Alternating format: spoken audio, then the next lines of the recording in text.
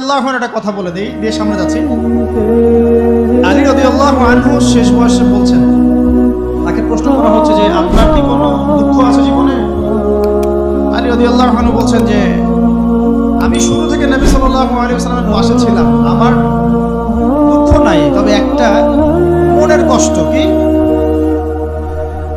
আমি যে জ্ঞানগুলো শিখেছি নবীর কাছ থেকে সাল্লাল্লাহু আলাইহি ওয়াসাল্লাম, সেই জ্ঞান বিতরণ করার জন্য কোনো পাত্র খুঁজে পেলাম না।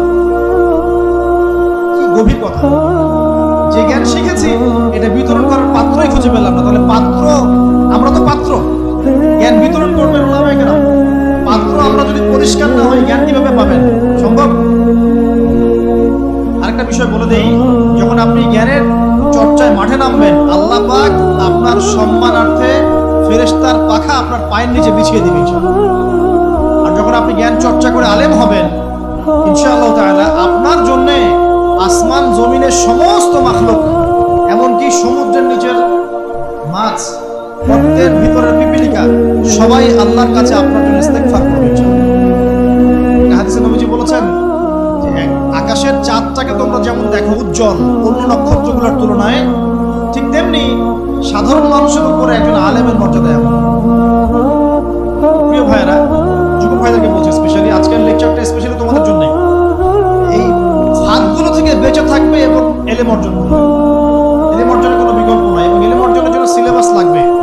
আর অনেক বইপত্র একা একা পড়তে পারবে না, আলেম ওলামাদের সংস্পর্শ লাগবেই, বুঝতে পারবেন। এর পাশাপাশি আপনি সিরাতের বই পড়বেন, ইতিহাস পড়বেন, ইসলামিক অর্থনীতি পড়বেন, হ্যাঁ, ভূরাজনৈতিক প্রেক্ষাপটের বইগুলো পড়বেন, এগুলো ঠিক আছে। এবং জেনারেল লাইনে যেখানে পড়াশোনা করছেন, এই পড়াশোনাও কন্টিনিউ করবেন, এবং আপনার প্রতিভা দিয়ে আপনার জায়গা থেকে ইসলামের খেদমত করবেন ইনশাআল্লাহ। মারা যাবে না? আল্লাহ তৌফিক দান করুন। যুবক ভাইদের সামনে এই ফাঁদ। কেন ফাঁদ? কারণ যুবক ভাইরা যদি জীবনের উদ্দেশ্য জেনে ফেলে এবং ইসলাম প্রতিষ্ঠার কাজে আত্মনিয়োগ করে, তাহলে কুফার শক্তি পালানোর জায়গা খুঁজে পাবে না ইনশাআল্লাহ।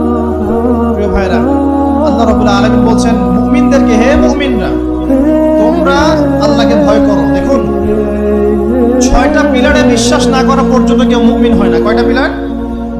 1 নাম্বার হচ্ছে আল্লাহর প্রতি বিশ্বাস। 1 নাম্বার আল্লাহর প্রতি বিশ্বাস। 2 ফেরেশতা মণ্ডলীর প্রতি বিশ্বাস।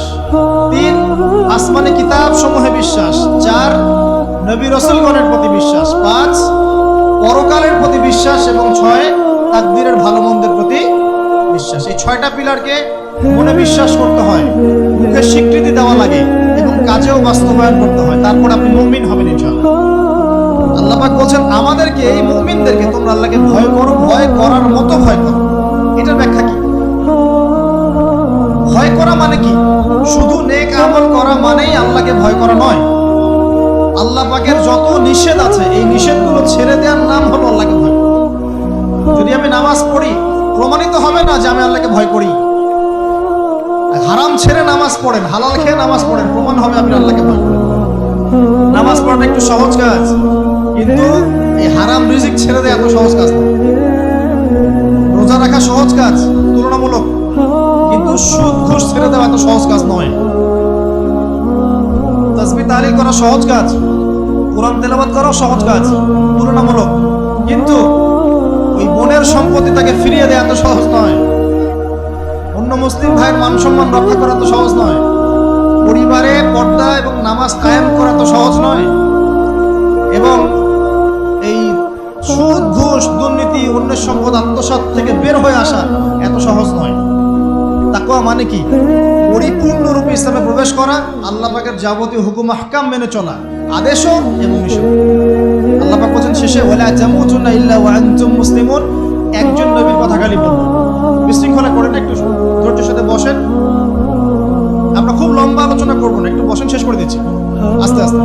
আর যদি কারো কোনো প্রশ্ন থেকে থাকে, এভাবে চিরকুট আকারে আমাদের এখানে দিতে পারেন ইনশাআল্লাহ। মুসলিম না হয়ে মৃত্যুবরণ করো না। আল্লাহ পাকের কালাম পবিত্র কোরআনের মধ্যে সূরা হজ নামে একটা সূরা আছে। এখানে আল্লাহ পাক সূরা হজের মধ্যে ইব্রাহিম আলাইহিস সালামের কথা বলছেন যে হুয়া সাম্মাকুমুল মুসলিমিন। ইব্রাহিম আলাইহিস সালাম সেই নবী যিনি তোমাদের নাম মুসলিম দিয়েছেন। ঠিক আছে? আচ্ছা, ইব্রাহিম আলাইহিস সালামের 2টা ঘটনা বলবো খালি, আমি আপনাকে ইসলাম দেখাচ্ছি কি জিনিস। দেখুন,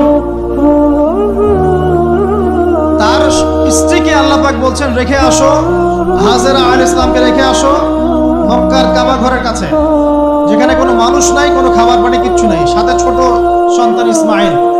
দেখেন, রেখে আসার সময় কিন্তু ইব্রাহিম আলাইহিস সালাম আল্লাহকে বলেন নাই যে আল্লাহ আমি আমার স্ত্রী সন্তানকে ওখানে কেন রেখে আসবো, এর পিছনে যুক্তি কি, এর পিছনে বিজ্ঞান কি, এর পিছনে দর্শন কি জিজ্ঞেস করেছিলেন? আল্লাহ পাক বলেছেন সামি'না আতা'না। সন্তান বড় হয়েছে, আল্লাহ পাক বলছেন তাকে জবাই করতে হবে। তিনি সন্তানকে গিয়ে বলছেন ইয়া বুনাই ইন্নী আরা ফিল মানামি আন্নী আসবাহুক, আমি স্বপ্নে দেখছি তোমাকে জবাই করছি, ফানজুর মাযা তারা, তোমার কি রায় আমাকে বলো। সন্তান বলছে এবার ইয়া আবাতি, হে আমার আব্বা, ইফআল মা তুমার, আপনাকে যে আদেশ করা হয়েছে সে আদেশ আপনি পালন করেন। সাতাজিদুনি ইনশাআল্লাহু মিনাস সাবিরিন, ইনশাআল্লাহ আপনি আমাকে ধৈর্যশীল পাবেন। কে বলছে এটা? ইসমাইল। ইসমাইলের মধ্যে কি এখনকার তরুণদের জন্য আদর্শ নাই? যে বয়সে ইসমাইল আলাইহিস সালাম বলছেন আব্বা আমাকে জবাই করে দেন, কোনো সমস্যা নাই, ইনশাআল্লাহ আপনি আমাকে ধৈর্যশীল পাবেন, ওই বয়সের আমাদের তরুণ প্রজন্ম, টিকটক প্রজন্ম, ওই বয়সে আমাদের তরুণ প্রজন্ম ওই কিশোর গ্যাংয়ে যোগ দিয়েছে, জেনা করেছে, মাদক খাচ্ছে, জুয়া খেলছে, জার্সি গাইতে ঘুরে বেড়াচ্ছে। দেখেন, এই ওয়াজে আসার সময় দেখলাম যে কিছু ছেলে দাঁড়িয়ে আছে ওখানে, কি হচ্ছে ওখানে দাঁড়ায়, বক্তা এখন আসে নাই, সিগারেটের প্যাকেট থেকে সিগারেট বের করে টান দিচ্ছে। বক্তা যখন আসেন টান টান দিয়ে যায়, তারপর বসে। মাদক বলতে কি বোঝো তোমরা? খালি গাঁজা, ইয়াবা, ফেন্সিডিলি মাদক? সিগারেটটা মাদক না? জর্দা খাই, এটা কি মাদক না? এগুলো মাদকের মধ্যে পড়ে, এগুলো ফ্যাশন হয়ে গেছে এখন। আল্লাহ পাক তোমাদেরকে এগুলো থেকে হেফাজত করুন। দেখেন, ইসমাইল বলছেন হে আমার আব্বা আমাকে আপনি জবাই করে দেন, যদি আল্লাহ আদেশ করে থাকেন, আমাকে ধৈর্যশীল পাবেন ইনশাআল্লাহ। মা বোনদের জন্য বলছে এখানে একটা কথা, দেখুন প্রিয় মা বোনরা ভালো করে শুনুন। দেখুন, ইসমাইল আলাইহিস সালামকে কিন্তু তার বাবা বড় করেন নাই। ইসমাইল আলাইহিস সালাম বড় হয়েছেন মক্কায় তার মায়ের কাছে, হাজরা আলাইহিস সালামের কাছে। আর ইব্রাহিম আলাইহিস সালাম থাকতেন সিরিয়ায়, শামে, তার আরেক স্ত্রী সারা আলাইহিস সালামের সাথে। তিনি যাওয়া আসা করতেন। আর তখনকার যাওয়া আসা এত সহজ ছিল না, তখন কোনো মোটরযান ছিল না। দেখুন, যেমন মা তেমন সন্তান। কেমন মা? হাজরা আলাইহিস সালামকে বলা হচ্ছে যে তোমাকে এখানে রেখে যেতে আল্লাহ আদেশ করেছেন। হাজরা আলাইহিস সালাম বলছেন এখানে তো কোনো পানিও নাই, কোনো খাবারও নাই, আপনি এখানে আমাদেরকে একা ফেলে যাচ্ছেন ইব্রাহিম। ইব্রাহিম আলাইহিস সালাম বলছেন আল্লাহর আদেশ, কিছু করার নাই। এখন হাজরা আলাইহিস সালাম বলছেন আচ্ছা যদি আল্লাহ আদেশ করে থাকেন তাহলে ইনশাআল্লাহ আল্লাহ আমাদের হেফাজত করবেন, আল্লাহর প্রতি আমি পূর্ণ তাওয়াক্কুল করলাম। কে বলছেন? হাজরা। এই হাজরা আলাইহিস সালামের দেখেন, এখানে তো কোনো খাবারই নাই, পানিও নাই, এক মশক পানি, একটু খাবার, দ্রুতই শেষ হয়ে গেল। শেষ হওয়ার পর তিনি ছোটাছুটি করছেন, suffer Marwa, suffer Marwa, suffer Marwa, কোথাও যদি একটু পানি পাওয়া যায়। কি তাওয়াক্কুল আল্লাহর প্রতি! ছোটাছুটি করছেন, বাচ্চা ইসমাইল কান্নাকাটি করছে। মায়ের এই ছোটাছুটি আল্লাহর কাছে এত পছন্দ হয়েছে, যতদিন হজ থাকবে এই হাজরা আলাইহিস সালামের স্মৃতির সাথে জড়িত এই সাই থাকবে। এবং এই ঘটনা আল্লাহর কাছে এত পছন্দ হয়ে গেল যে আল্লাহ পাক জিবরাইল আলাইহিস সালামকে পাঠিয়ে জামজাম কূপের পানি বের করে দিলেন, যে কূপের পানি জীবনে কখনো শেষ হয় না, পানি খেলে খিদাও লাগে না। চিন্তা করে দেখেন, গ্যালন গ্যালন পানি যাচ্ছে, গ্যালনের পর গ্যালন জামজাম থেকে প্রত্যেক দিন। এমনকি মদিনায় গেলেও আপনি জামজামের পানি পাবেন, মসজিদে কুবায় গেলেও জামজামের পানি পাবেন। আর পৃথিবীর বিভিন্ন জায়গায় তো আমরা নিয়ে আসছি, শেষ হয়েছে? পানির স্তর 1 ইঞ্চি পর্যন্ত নিচে নামে নাই, নেমেছে? দেখেন, আল্লাহর প্রতি যখন মানুষ পূর্ণ তাওয়াক্কুল করে তখন আল্লাহর মারিফত নেমে আসে। যখন মানুষ আল্লাহর প্রতি পূর্ণ তাওয়াক্কুল করে ফেলবে তখন আল্লাহ পাক আধ্যাত্মিকত্ব দিয়ে দেবেন। এটা কি বিজ্ঞান দিয়ে ব্যাখ্যা করা যায়? একজন ফেরেশতা আসলো, পাখা দিয়ে আঘাত করলো, মাটি থেকে ঝর্ণা বের হওয়া শুরু হলো, এখনকার বিজ্ঞান বিশ্বাস করবে? কোন যুক্তি দর্শন বিশ্বাস করবে? এই যে মা, তাওয়াক্কুলকারিনী মা, তার গর্ভ থেকে জন্ম নিয়েছে ইসমাইলের মতো সন্তান, যে বলছে আব্বা আমাকে জবাই করতে চাইলে করে দেন, কোনো সমস্যা নাই, আল্লাহর ইনশাআল্লাহ আপনি আমাকে ধৈর্যশীল পাবেন।